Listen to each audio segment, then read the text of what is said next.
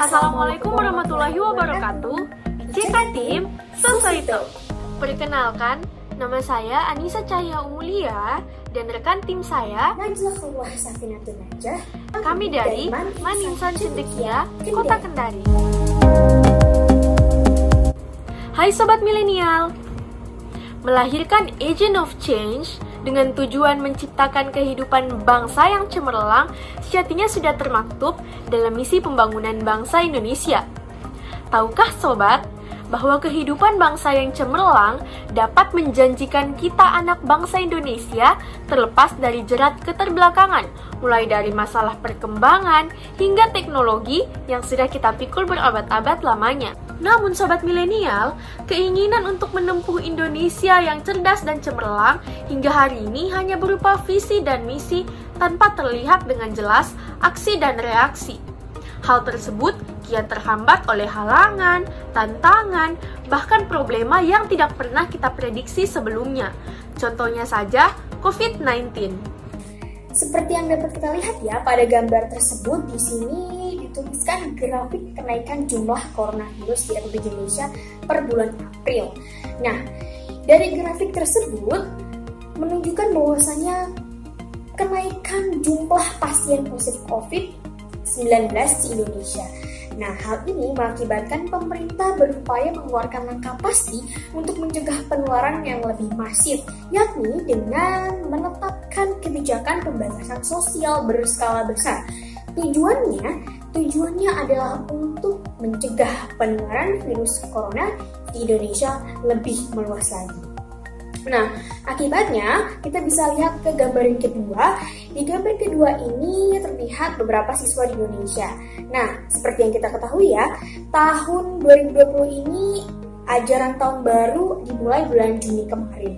Namun, karena adanya pandemi ini dan kebijakan PSBB tadi, ini mengakibatkan perubahan baik dari sistem belajar itu sendiri maupun dari kebutuhan siswa.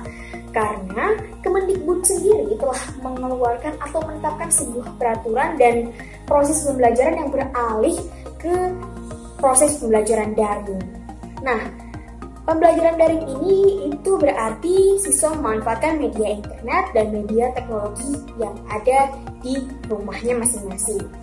Nah, oleh karena hal tersebut, tidak semua siswa di Indonesia dapat memenuhi hal tersebut dan dapat menerapkan pembelajaran daring itu dengan sangat efektif karena latar ekonomi yang berbeda, apalagi untuk latar ekonomi menengah ke bawah, kebanyakan dari mereka tidak siap dengan sistem pembelajaran daring yang mengandalkan kuota internet, media seperti laptop, HP, dan lain sebagainya, atau bahkan jaringan internet yang tidak mendukung dan lain sebagainya.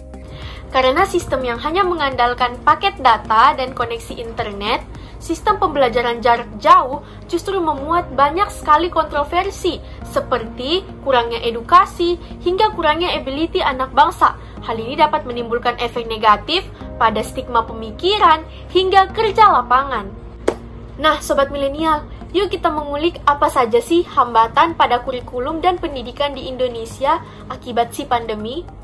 Pertama, guru sulit memantau perkembangan murid hanya dalam keadaan jarak jauh.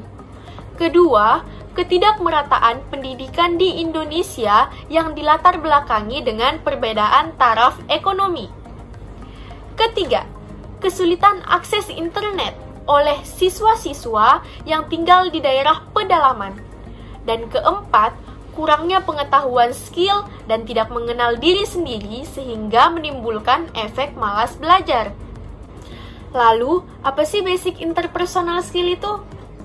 Nah, jadi basic interpersonal skill ialah kemampuan seseorang dalam menghadapi, berinteraksi, mengenal, dan berkomunikasi yang dipadukan dengan basic skill di dalamnya.